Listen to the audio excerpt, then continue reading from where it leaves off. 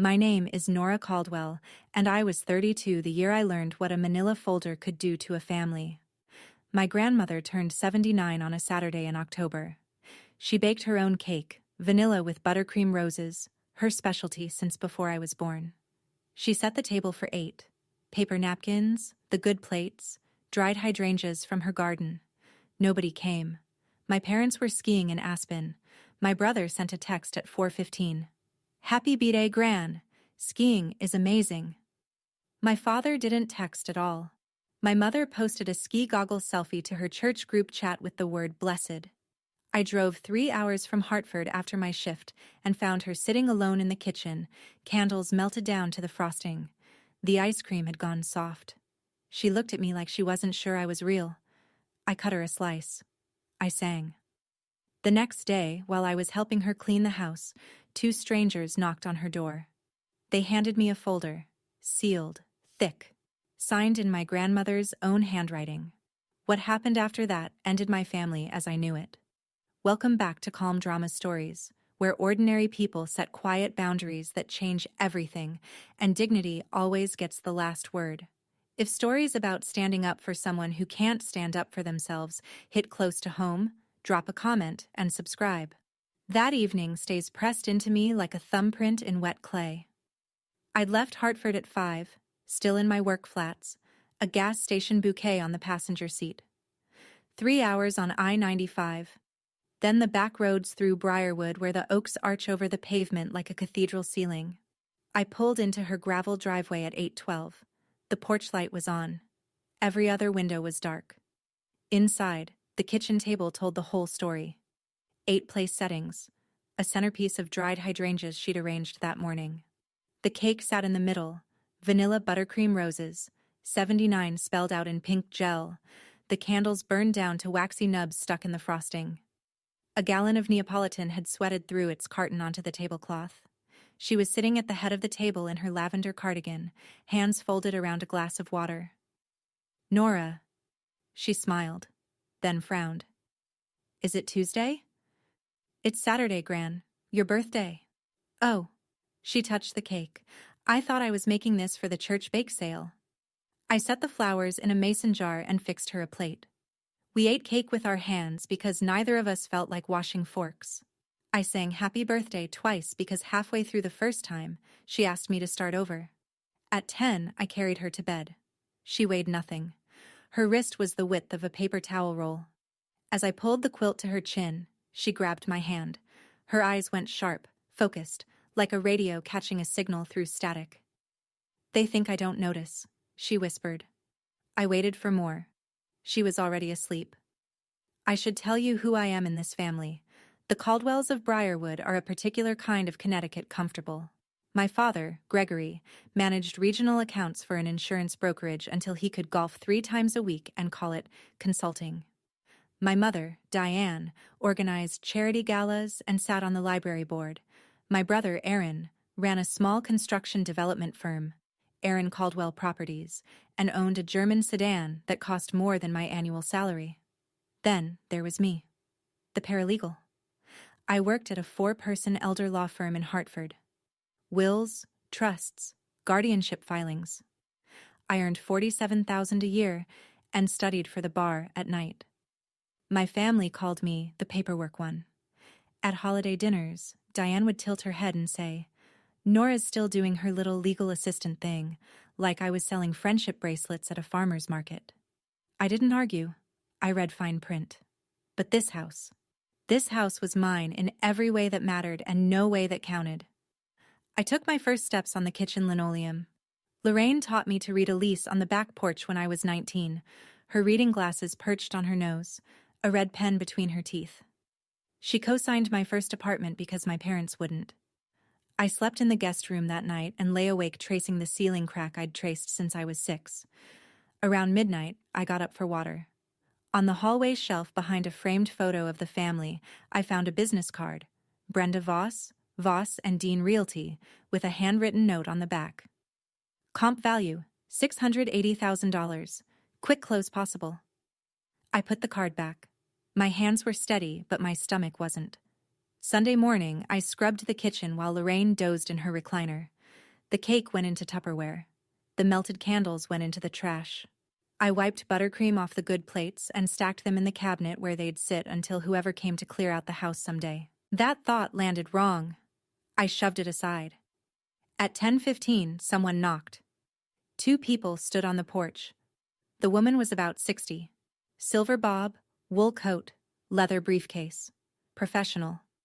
The man beside her was younger, maybe 40, carrying a notary seal in a zippered pouch. "Nora Caldwell?" the woman asked. "Yes." "My name is Ruth Adler. This is my colleague, Nathan Pruitt. Your grandmother retained my firm 14 months ago." She held out a manila folder, thick, sealed with a wax paper flap, my grandmother's name printed on the tab in blue ink. "She asked us to deliver this to you," Ruth said, personally, when the time came. When the time came for what? Ruth glanced at the recliner through the screen door, her expression softened by a degree. "Come to my office when you're ready. Here's my card." She pressed it into my hand. "Don't discuss this with your parents before we talk." They were in their car and pulling away before I could form a second question. I stood on the porch holding the folder. It was heavier than it looked, maybe 40 pages. The seal had been signed across the flap in Lorraine's handwriting, looping and deliberate, the way she signed birthday cards and Christmas checks. My phone buzzed. A text from Diane. "Who is at the door? Don't sign anything, Nora." I turned the phone face down and brought the folder inside. I sat at the kitchen table, the same table where the birthday cake had sat untouched the night before, and ran my finger along the sealed flap. Lorraine's signature crossed the seal. I recognized every curve. The capital L with its exaggerated tail, the double loop on the lowercase r. This wasn't a shaky mark. This was written by a woman who knew exactly what she was putting her name on. I broke the seal. Inside, a stack of legal documents I recognized from work. A recorded deed, a trust instrument, a durable power of attorney, notarized witness pages, a physician's letter on medical letterhead, dated 14 months ago. Clipped to the front, a handwritten note on Lorraine's personal stationery, cream paper, blue ink, the same deliberate script. "Nora, when they come for the house, open this. Everything you need is here. I love you. I'm sorry it has to be you." I read the note 3 times. Each time the words, "when they come for the house," landed harder. Not if. When. She'd known. 14 months ago, before the forgetting got bad, before she started calling me by my mother's name, before the wandering and the stove left on, and the day she got lost driving to the post office 2 blocks away. She'd known someone would come for the house. She'd prepared. I closed the folder and pressed my palm flat on top of it. Through the doorway, I could hear Lorraine snoring lightly in her recliner, a crossword puzzle slipping off her lap. She'd hired a lawyer. She'd signed documents. She'd left me instructions. That note didn't let me sleep that night. I lay in the guest room with the folder on the nightstand, watching the ceiling, listening to the house breathe. Monday morning, I called in sick to work for the first time in 3 years. Something in me said to stay. I found it while taking out the recycling. A lockbox. A realtor's combination lockbox, clamped to the gas meter behind the hydrangea bushes, tucked just out of sight from the front walk. I knew what it was immediately. I'd seen them on every listing in Briarwood. Somebody had been showing this house. I went back inside and opened Lorraine's mail pile, 3 weeks of unsorted envelopes on the hallway table. Buried between a phone bill and a coupon flyer, I found a listing sheet. Off-market, printed on Voss and Dean Realty letterhead. The same Brenda Voss from the business card behind the photo frame. 4 bedrooms, 2.5 baths, original hardwood, quarter-acre lot. Listed at $680,000, $50,000 under the most recent comp in the neighborhood. In the kitchen junk drawer, I found the worst of it. A purchase agreement, unsigned, but filled in.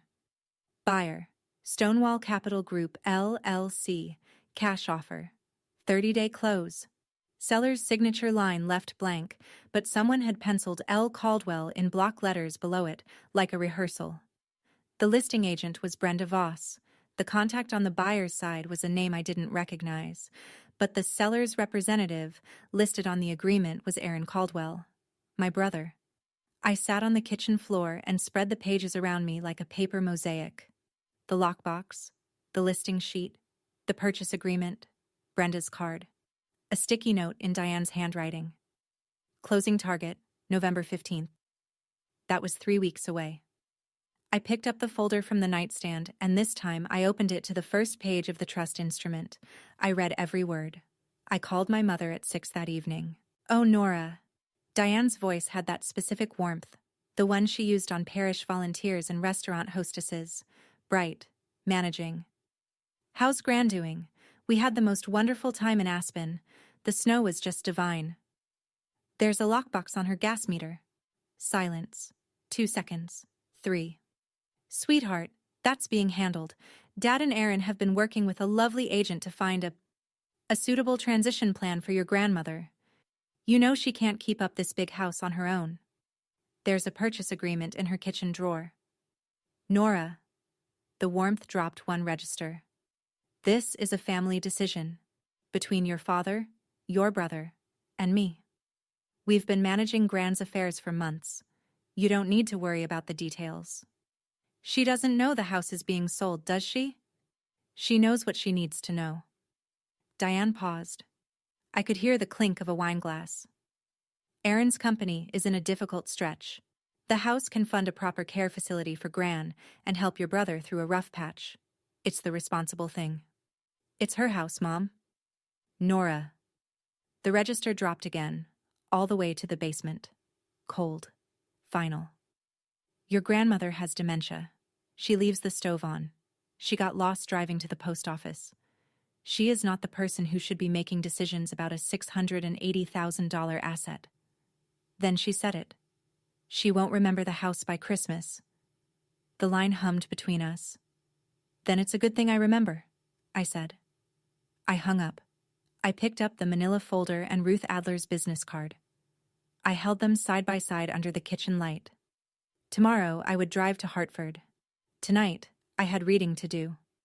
Ruth Adler's office was on the 2nd floor of a converted brownstone on Asylum Avenue. The waiting room had faded oriental rugs, framed diplomas from Yukon Law, and a small brass sign that read, "Adler and Associates, Elder Law and Estate Planning." I'd called at 7:30 that morning. Her receptionist put me through in under a minute, which, if you know anything about law offices, tells you they were expecting the call. "Ms. Caldwell?" Ruth's voice was the same measured calm from the porch. "I'm glad you reached out. Can you come in today?" I drove the 3 hours again. Ruth met me in a conference room with a pot of Earl Grey and a box of tissues she placed exactly between us on the table without comment. "Your grandmother came to me 14 months ago," she began. "Early August of last year. She'd had an episode, got disoriented driving, ended up 2 towns over, couldn't remember how to get home. A neighbor brought her back. She called me the next morning." "She already knew you?" "She knew my firm. Her friend Dorothy had used us for a trust. Your grandmother came in alone. She was sharp. Focused." Ruth paused. Scared. "Of what?" "Of exactly what's happening now." Ruth folded her hands. She told me, "My son will do whatever Diane tells him, and Diane will sell the house the minute I can't stop her." She wanted to stop it before she couldn't. I put my tea down. "She chose you, Ms. Caldwell. Specifically, she said you were the only one who would fight for the house because you were the only one who understood what it meant." Ruth opened her own copy of the folder. "Your grandmother prepared for this. Let me show you how." Ruth walked me through it piece by piece. 14 months ago, August of last year, Lorraine had come to this office wearing pressed slacks and her pearl earrings, carrying a folder of her own, deed to the house, tax records, her will from 1998, a list of questions she'd handwritten on yellow legal pad paper in the same looping blue ink I'd seen on the note. She was methodical, Ruth said. She told me she'd noticed the forgetting. Names first, then appointments, then the route to the post office. She said her doctor had used the word early stage. She said she had maybe a year, maybe 2, before the window closed. The window for what? For making legally binding decisions while she still had capacity. Ruth turned a page. She wanted two things. First, to protect the house. Second, to choose who would protect her when she couldn't protect herself. And she didn't choose my father? Ruth looked at me over her reading glasses.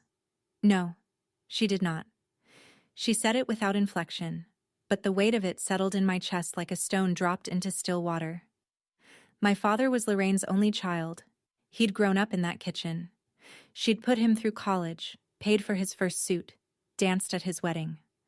And when the time came to hand someone the keys to her life, she'd driven past him and gone straight to me. Because she knew.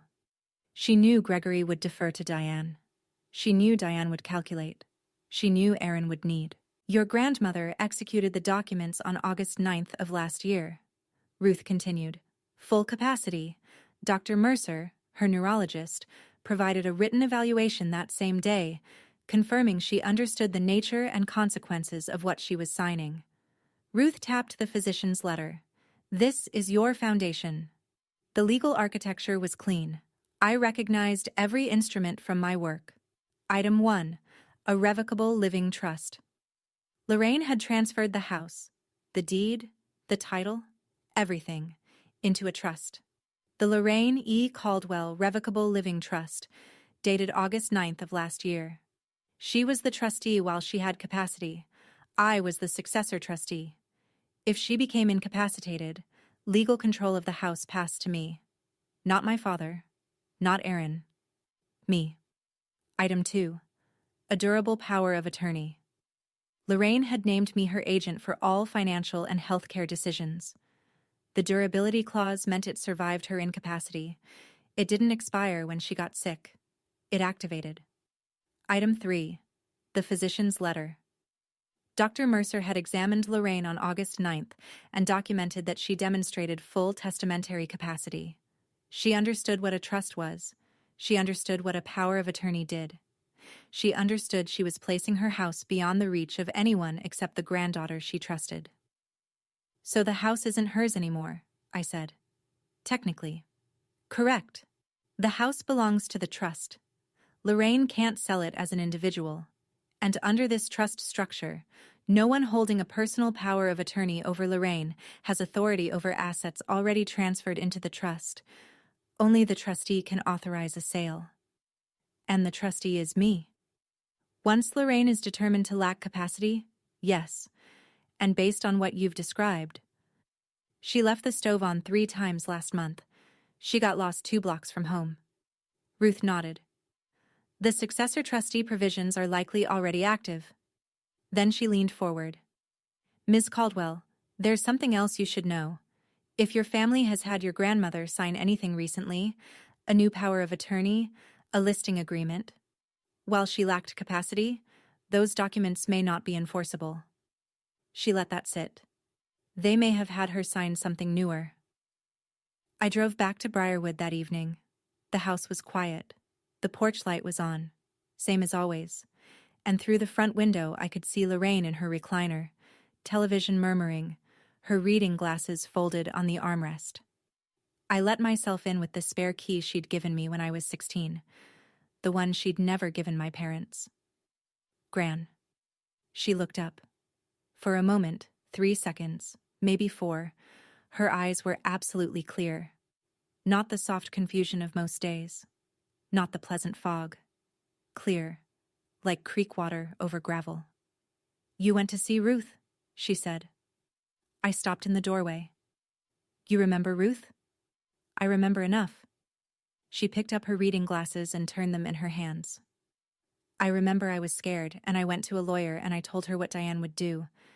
Did I get it right? I sat on the arm of the couch. You got it exactly right, Gran.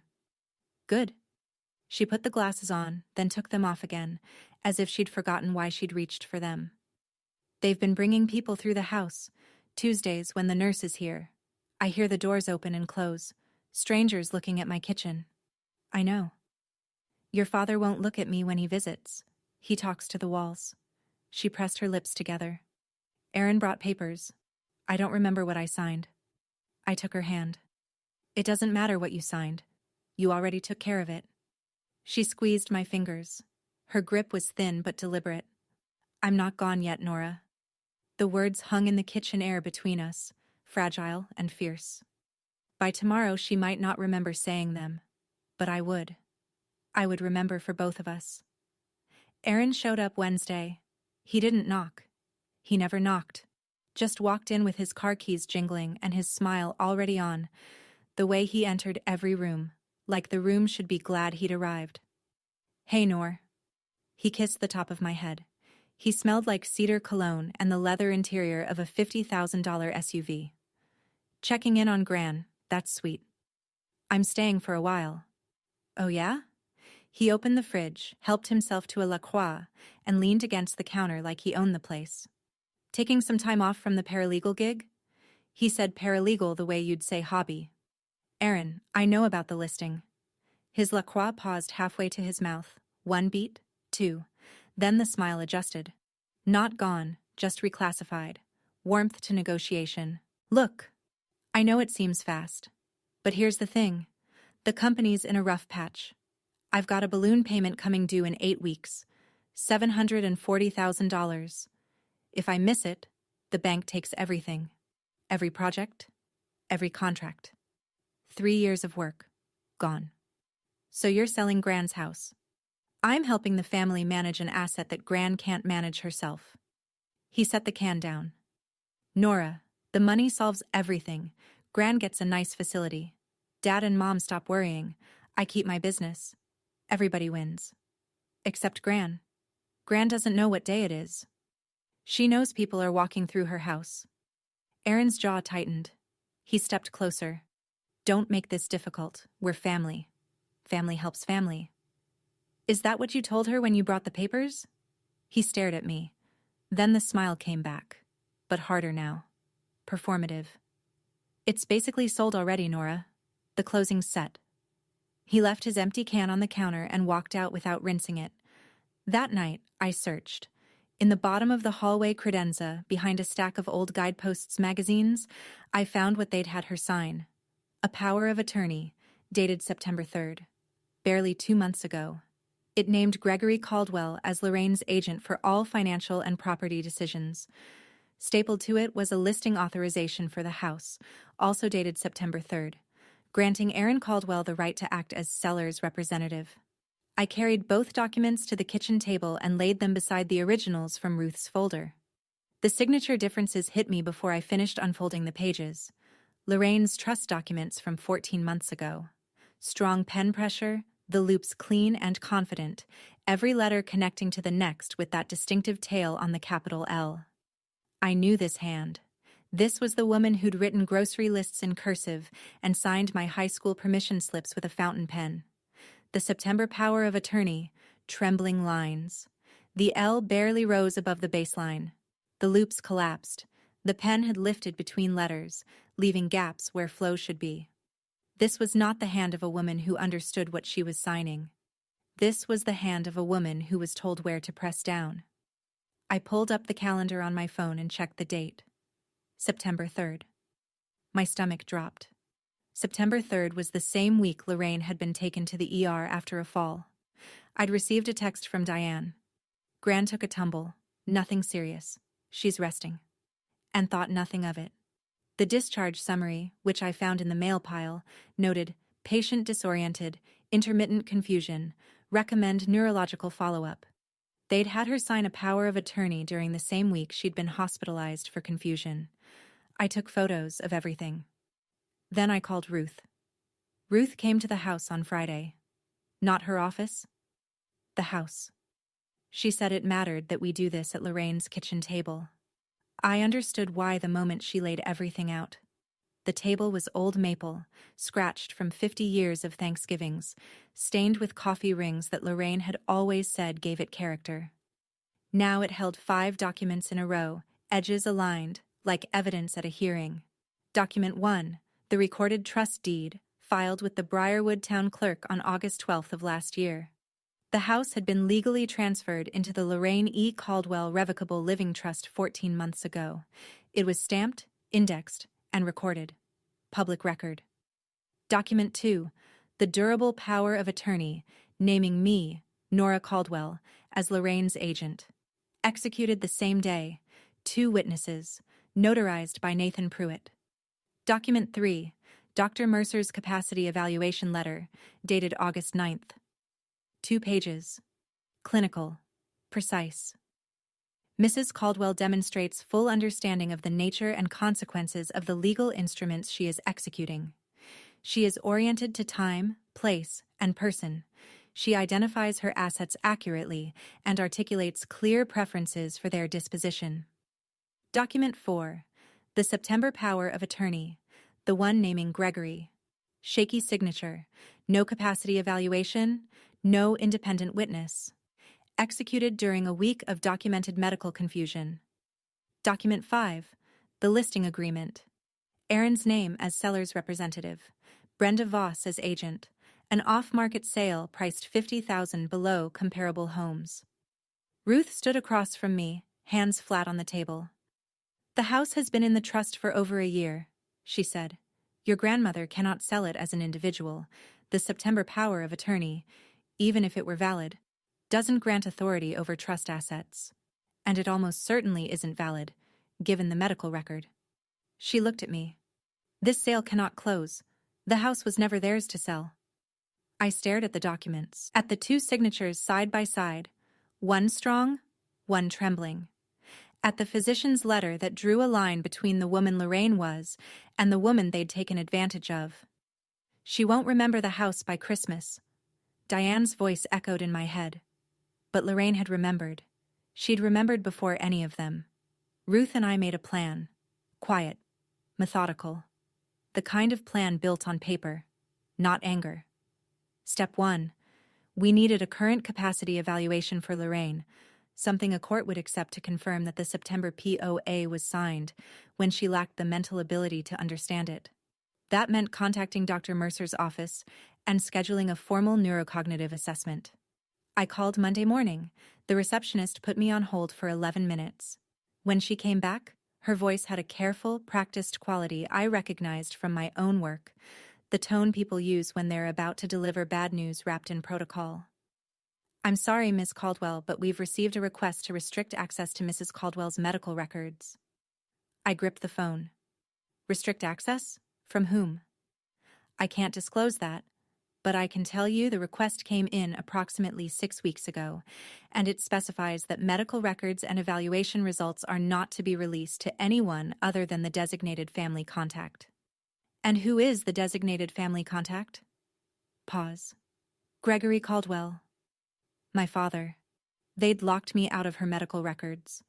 I sat in my car in the clinic parking lot and pressed my forehead against the steering wheel. 6 weeks ago.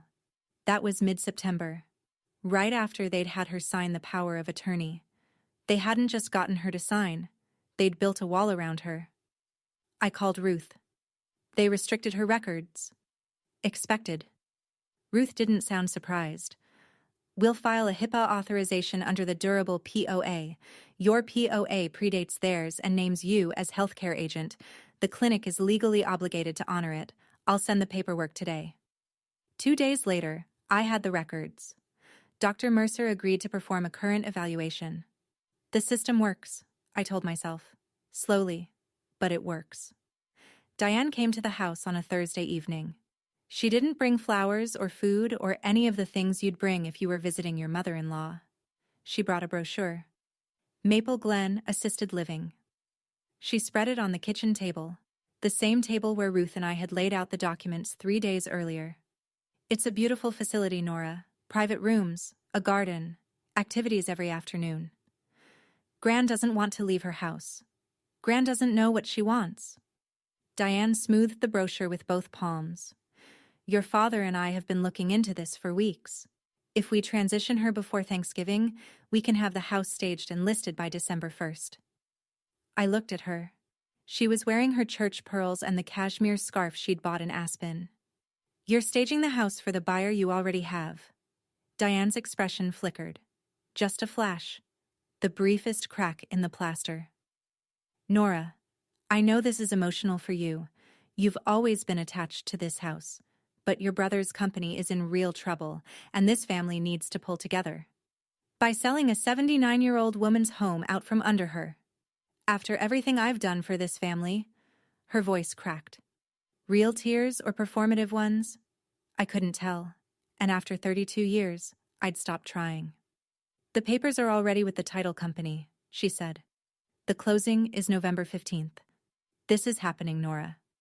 She left the brochure on the table. I almost walked away that night. It would have been easier, but if you've ever watched someone decide that an older person's worth came with an expiration date, you know exactly why I stayed. If this story is hitting close to home, type "I see her" in the comments, and subscribe so you're here for what happens at the closing table. I had 9 days. The closing was set for November 15th at Capital Title Services on Main Street, 3 blocks from the Briarwood Town Green. Diane had booked it like she was booking a dinner reservation. Efficient, final, not open for discussion. I sat in Ruth's conference room the next morning and laid out the options. Option 1. File an emergency petition with the probate court to block the sale. It would work. Ruth was confident, but it would be public, slow, and expensive, and it would give Aaron and Diane time to scramble, time to move Lorraine, time to hire their own attorney, time to muddy the water. Option 2. Let the closing happen. Walk in with the documents. Let the truth do what truth does when it meets paperwork that can't withstand it. If you show up at the closing with the recorded trust deed and the capacity evidence, Ruth said, the title company will do the work for you. They can't insure a title that's in dispute. They won't close the transaction. It ends in that room. And if they try to push through anyway? Title officers are personally liable. No officer with a brain will record a deed they know is defective. Ruth took off her glasses and set them on the table. This is the quieter path. No courtroom, no filings, just documents on a table in front of witnesses. The buyer, the agent, the title officer, your family, they'll all be in one room, and the documents will speak for themselves. I thought about Lorraine's note. When they come for the house. She hadn't told me to go to court. She'd given me a folder. Let the documents talk, Ruth said. 9 days. I went home and started counting. Day 1 of 9. I filed a report with Adult Protective Services. I sat in my car outside the Briarwood Municipal Building and dialed the state elder abuse hotline. The intake worker was patient, precise, and completely unsurprised by anything I described. She'd heard it before. Different names, same architecture. I gave her the facts. A 79-year-old woman with documented dementia. A power of attorney signed during a week of hospitalization, an off-market home sale priced below comparable value, a son profiting from the transaction, a daughter-in-law directing the process. We'll assign an investigator, the intake worker said. You'll receive a case number within 72 hours. Is there anything that expedites the process? You mentioned there's a closing date in 9 days. I'll flag it as time-sensitive. I thanked her and hung up. Then I sat in the car for a full minute, watching 2 elderly women walk into the library across the street, arm in arm, laughing about something. Normal. Safe. When I got back to the house, I found a voicemail from Ruth. Nora, something interesting came up. A PS told me, informally, that yours isn't the first report they've received on this situation. Someone filed an anonymous complaint about 6 weeks ago. They didn't follow up at the time because the complainant didn't leave contact information, but the file exists. 6 weeks ago, right around the time they'd had Lorraine sign the September power of attorney. Someone else had seen what was happening. Someone who hadn't been brave enough to leave a name, but had cared enough to pick up the phone. I didn't know who. Not then. But the fact that the file already existed meant APS wouldn't be starting from scratch. The system was slower than anger. But it was building. Day 4. My father came alone. He pulled into the driveway in his 10-year-old Buick, not the car he drove to church or the club, but the one he used for errands, the one nobody would notice. He sat behind the wheel for a long time before he got out. I watched from the kitchen window. His shoulders were hunched. He looked smaller than I remembered. He came in through the back door the way he'd entered this house since he was a boy. He didn't acknowledge me at first. He just stood in the kitchen and looked around. At the cabinets his mother had refinished herself, at the window over the sink where she'd hung a prism that threw rainbows across the floor every morning. "She used to sing in this kitchen," he said. His voice was barely above a whisper. "Patsy Cline. Every Sunday morning." I remember. He sat at the table. He put his hands flat on the maple surface and I saw them shake. "I know what you think of me," he said. I waited. I didn't want this. Any of this." Aaron's in over his head. "Diane says the house is the only way. And Mom." His voice broke. Just barely. A hairline fracture in a foundation. "Mom wouldn't want Aaron to lose everything." "You could still stop this, Dad." He looked at me. For 1 second. One awful, trembling second. I saw the boy who'd grown up in this kitchen, who'd eaten cake off these plates, who'd been carried to bed by the same woman now sleeping in the next room. Then his phone buzzed. He glanced at the screen. "Diane." He stood up. "I should go." He left through the back door. He didn't say goodbye to his mother. I washed his coffee cup and put it away. Day 5. I bought a cake. Not a fancy one. A 6-inch round from the bakery on Elm Street. Vanilla with buttercream, because that's what she loved, and a single candle because 79 individual candles seemed like a fire hazard, and I wanted to make her laugh. I set it on the kitchen table at 3 o'clock. I put out 2 plates, 2 forks, 2 napkins. I made tea. "Gran, come sit." She shuffled in from the living room, reading glasses on top of her head, a crossword puzzle folded in her cardigan pocket. She saw the cake and stopped. "Whose birthday?" "Yours. We're doing it over." She sat down. I lit the candle. She looked at the flame the way you look at something you're trying to hold in your mind, carefully, deliberately, like if she stared hard enough the moment would stick. "Make a wish," I said. She closed her eyes. She blew. The candle went out on the first try. "What did you wish for?"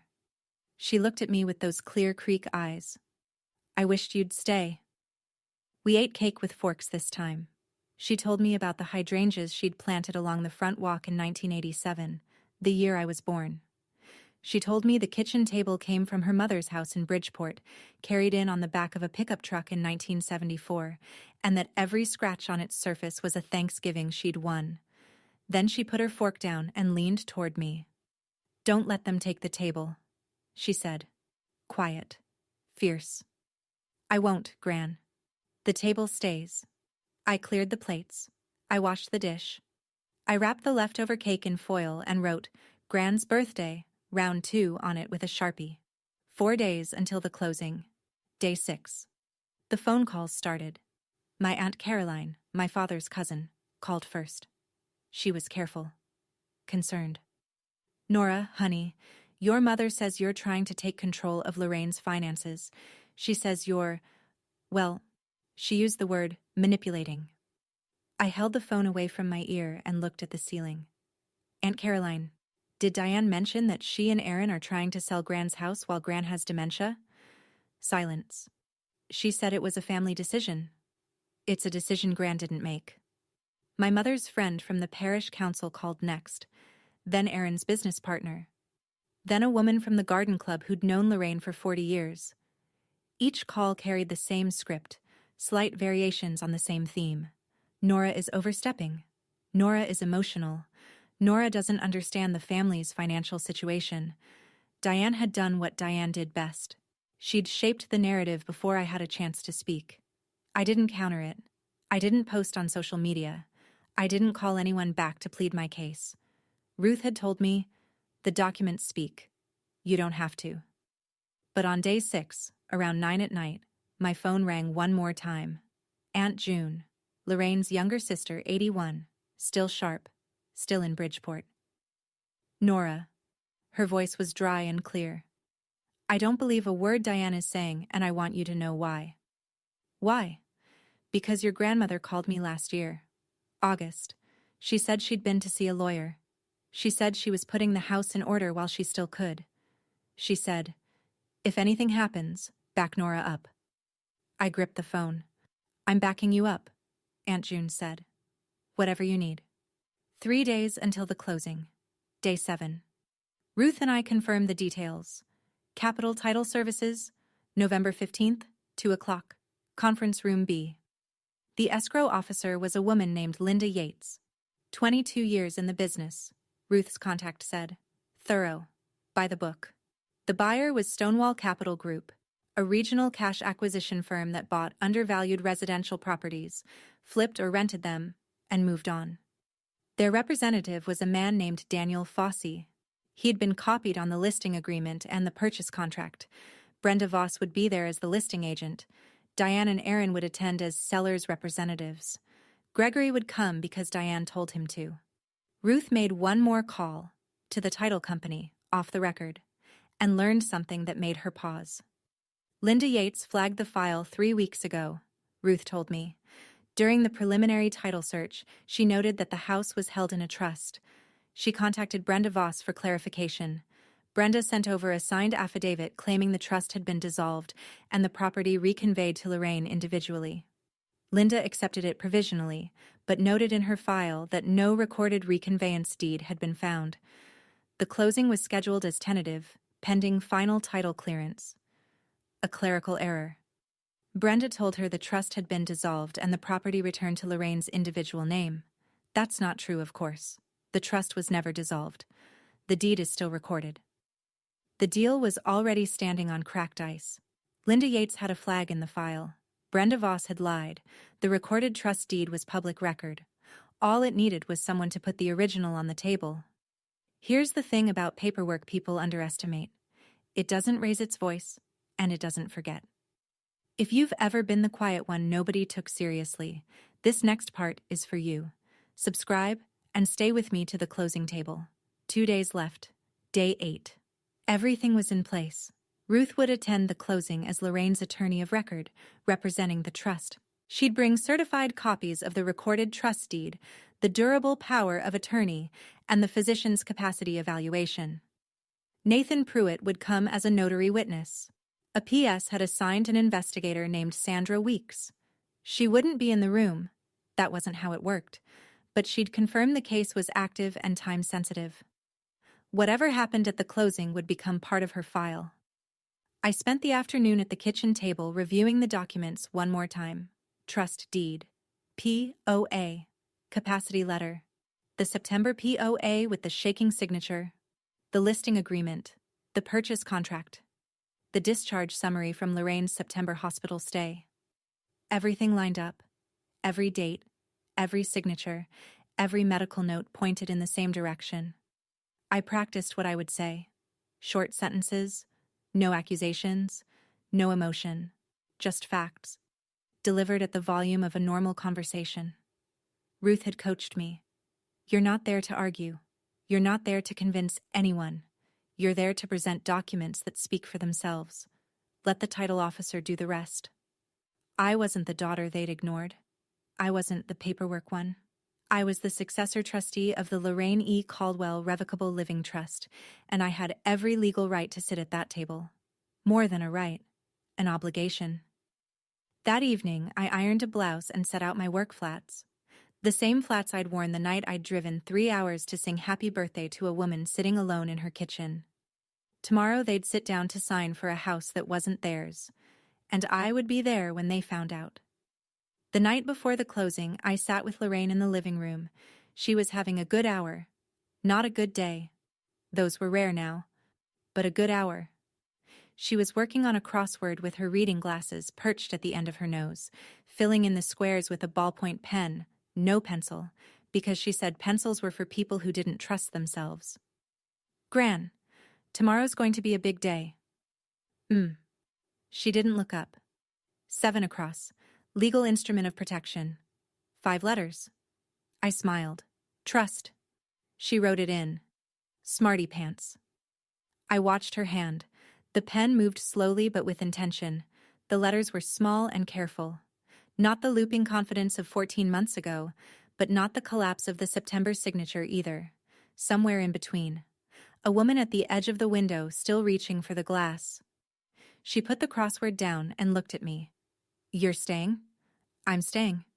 She reached into her cardigan pocket and pulled out her reading glasses case, the leather one with the brass clasp she'd carried since I was a girl. She opened it, took out a folded piece of paper and handed it to me. It was a note, written in her handwriting. Shaky, but legible. Recent. For Nora, the keeper of the table. Below it, her signature. Not the strong one from last year. Not the broken one from September. A middle ground. Trembling, but intentional. Written by a woman who knew she was fading and wanted to leave one more mark while she still could. "I'm not gone yet," she said. I folded the note into my wallet. In the morning, the folder, the note, and I would go to the closing together. Capital Title Services occupied a single-story brick building on Main Street with tinted windows and a brass door handle polished to a mirror finish. I parked across the street at 1:45. Ruth pulled in beside me at 1:50. Nathan was already inside. We walked in together. Ruth carried her briefcase. I carried the manila folder. Conference room B was small, 10 chairs around an oval table, a water pitcher, a printer humming in the corner. Linda Yates, the escrow officer, was arranging documents in neat stacks at the head of the table. She looked up when we entered, glanced at Ruth, and paused for half a second, the kind of pause that meant she recognized the name. "Ms. Adler, I didn't see your firm listed on the transaction." "I represent the Lorraine E. Caldwell Revocable Living Trust," Ruth said. "We have documents relevant to this closing." Linda Yates's pen stopped moving. Before she could respond, the door opened behind us. Diane came in first. Cashmere blazer, church pearls. Her smile was already in position. Bright, social, the hostess arriving at her own party. Aaron followed in a tailored sport coat, his jaw set, a leather portfolio under his arm. Gregory trailed them, gray-faced, looking at the floor. Behind them came Brenda Voss, the realtor. Blonde highlights, kitten heels, a stack of closing documents fanned in her hand like a winning hand of cards. And last, Daniel Fossey, the buyer's representative, in a navy suit and no-nonsense expression. Diane saw me and stopped. "Nora?" She looked at Ruth. At the folder in my hands. Her smile didn't change, but the muscles underneath it did. "What are you doing here?" "Taking a seat," I said. I sat down at the table. Ruth sat beside me. I placed the manila folder in front of me, and I waited. The room was very quiet. The printer had stopped humming. Linda Yates looked at Ruth. "You said you have documents?" "I do." Ruth opened her briefcase and laid 3 items on the table, one at a time, each centered and square, the way you'd lay evidence before a judge. First, a certified copy of the recorded trust deed. This deed was recorded with the Briarwood Town Clerk on August 12th of last year. It transfers the property at 14 Oakwood Lane into the Lorraine E. Caldwell Revocable Living Trust. Ms. Caldwell, she nodded toward me, is the successor trustee. Diane's smile fell, not all at once, in stages, like a building losing floors. Second, the durable power of attorney, naming me as Lorraine's agent. Executed on August 9th of last year, notarized, witnessed, currently in effect. Aaron leaned forward. "We have a more recent power of attorney that supersedes..." Third, Ruth placed the physician's letter on the table. A capacity evaluation by Dr. Helen Mercer, Lorraine's neurologist, dated August 9th. It confirms that Lorraine had full testamentary capacity when she signed these documents. I also have Dr. Mercer's current evaluation, completed last week, confirming that Lorraine now lacks capacity, meaning any documents she signed after her cognitive decline, including the September power of attorney your family obtained, were signed without the legal competence required to make them binding. The room went still. Linda Yates picked up the trust deed. She read it. She compared it to the title report in her file. She looked at Brenda Voss. "Ms. Voss, you informed me the trust had been dissolved." Brenda's face went white. I was told..." "The trust was never dissolved," Ruth said. "The recorded deed confirms it. This property belongs to the trust. The sale cannot proceed." Linda Yates set the documents down, squared her shoulders, and said the 5 words that ended it. "I cannot close this transaction." She remembered. She remembered everything. Daniel Fossey closed his portfolio. Brenda stared at the table. Aaron gripped the armrests of his chair until his knuckles blanched. And Diane looked at me like I'd pulled the house out from under her feet. The silence lasted 4 seconds. Then Diane broke it. This is ridiculous. Her voice climbed. She stood up, palms flat on the table, pearls swinging. Nora is a paralegal. She has no authority. My husband is Lorraine's son, her only child, and he has a signed power of attorney that gives him full control over. A power of attorney signed by a woman who was hospitalized for confusion the same week, Ruth said. Even. Measured. A power of attorney with no capacity evaluation attached. A power of attorney that, even if valid, does not grant authority over assets held in a trust. You can't do this. Aaron stood now too. His voice wasn't Diane's theatrical escalation. It was raw. I have a $740,000 payment due in 6 weeks. If this deal falls through... Mr. Caldwell, your financial obligations are not this office's concern, Linda Yates said. This is my grandmother's house. This is the trust's house, Ruth corrected. Administered by the trustee, your grandmother appointed. That trustee is sitting at this table. Aaron turned on me. You're going to destroy this family. I looked at him. I kept my voice at exactly the volume I'd practiced. Conversational. Steady. You tried to sell a 79-year-old woman's home while she sat alone on her birthday eating cake nobody came to cut. You had her sign documents during a hospital stay. You lied to the title company about a dissolved trust. And you're telling me I'm the one destroying this family. Aaron's mouth opened. Closed. His fists were clenched at his sides. Diane was crying now. Loud, messy sobs. After everything I've done. Gregory sat motionless.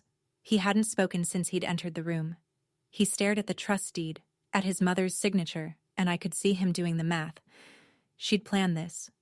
She'd gone around him. She'd looked at her only son and decided he wasn't enough. Daniel Fossey stood. I think we're done here. He nodded to Linda Yates and walked out. Brenda Voss was already gathering her things, avoiding eye contact with everyone. Ruth spoke into the quiet. For the record, an Adult Protective Services investigation into the financial exploitation of Lorraine Caldwell is currently active. The September power of attorney will be formally challenged. Any further attempts to sell, encumber, or transfer trust property without the trustee's authorization will be treated as a legal matter. Diane stopped crying. She stared at Ruth, then at me, the tears still wet on her cheeks, but the expression underneath them shifting from grief to something harder. You'll regret this, she said. When Aaron loses his company, when your father has nowhere to turn, when this family falls apart, you'll remember that you did this. I stood up. I picked up the manila folder and placed it in my bag. I looked at my mother, at the cashmere, the pearls, the tears she'd learned to deploy like weather. You don't get to decide what she's worth, I said. Then I turned to Linda Yates. Thank you for your professionalism. Ms. Caldwell. Linda nodded. I'll be documenting this closing as void and flagging the file. You'll receive confirmation by email. I walked out of conference room B. Ruth followed. Nathan held the door. The November air hit my face, cold and clean, and I stood on the sidewalk for 10 full seconds before I remembered to breathe. Ruth touched my elbow. You did well. I did what she asked me to. That's what I mean. I drove back to Oakwood Lane with the folder on the passenger seat, exactly where the gas station bouquet had been 9 days ago. The house was still there. The hydrangeas were still along the front walk. The porch light was on. I went inside and found my grandmother asleep in her recliner, crossword in her lap, reading glasses on. I knelt beside her chair and tucked the quilt around her shoulders. It's done, Gran, I said. The house is safe. She stirred. Her hand found mine, the same thin grip, the same paper towel roll wrist. Her eyes opened, cloudy at first, then clearing for just a moment. Nora? I'm here. Did you keep the table? I laughed. A real one. the kind that comes up from somewhere deep and surprises you. I kept the table. She smiled. Small. Certain. Good girl. She closed her eyes. Within a minute, she was asleep again, her breathing slow and even, the crossword puzzle rising and falling on her chest. I sat on the floor beside her recliner and looked at the kitchen through the doorway. At the maple table, scratched and coffee-stained, still standing where it had stood since 1974. The folder was in my bag. The note was in my wallet. The house was in the trust. And for the first time in 9 days, the counting stopped. Here's what happened after. Aaron's balloon payment came due 8 weeks later, right on schedule. He missed it. The bank initiated foreclosure proceedings on his development projects. 3 half-finished townhomes in Glastonbury and a commercial lot in Wethersfield. Aaron Caldwell Properties filed for Chapter 7 bankruptcy in January. He sold the German sedan. Last I heard, he was working as a project manager for someone else's firm, making a third of what he'd made before. He never called to apologize. Diane's standing in Briarwood fractured. Not all at once. Reputations erode slowly in small towns. But the story leaked. People talk. Aunt June talked. Linda Yates documented everything in the closing file. The church group chat, the one where Diane had posted her Aspen selfie, went quiet around her. She stopped attending the library board. She and Gregory moved to a condo in West Hartford in the spring. My father emailed me once, in March. 3 sentences. I should have done more. I know that now. I'm sorry. I read it twice. I didn't respond. Some apologies are too late to be anything but a record of what a person knows they should have said. A PS substantiated the complaint. Over the following 3 months, through 2 probate hearings that no one in my family contested, the September power of attorney was formally voided. The court appointed me as Lorraine's legal guardian and confirmed my role as permanent trustee of her trust. I deferred my bar exam. I took a leave of absence from the firm. I moved into the guest room at 14 Oakwood Lane, the one with the ceiling crack I'd traced since I was 6. And I became the person who made sure Lorraine Caldwell ate dinner, took her medication, and sat on the porch in the afternoons when the light came through the hydrangeas. It wasn't the career step I'd planned. It was the right one. On a Tuesday in April, I baked a cake. Vanilla with buttercream. Nothing fancy. I set it on the kitchen table. The table from Bridgeport. The one that had survived 50 years of Thanksgivings and 1 attempted theft. Lorraine came in from the living room, crossword in hand. Whose birthday? Nobody's. It's Tuesday. We're having cake because it's Tuesday. She sat down. She picked up a fork. She took a bite and closed her eyes. This is my recipe, she said. It is. Good. She took another bite. Don't change it. We ate in the kitchen with the afternoon light striping through the window. The prism still hung above the sink, throwing small rainbows across the floor. The table held. A person's worth doesn't expire when their memory does. And the quietest love in a family is sometimes the only one keeping watch. That's my story. 1 empty party, 1 manila folder, and a grandmother who remembered first. If this reminded you to check on a loved one's directive, do it today. Share this with someone who needs to hear it. Drop a comment, subscribe, and I'll see you in the next one.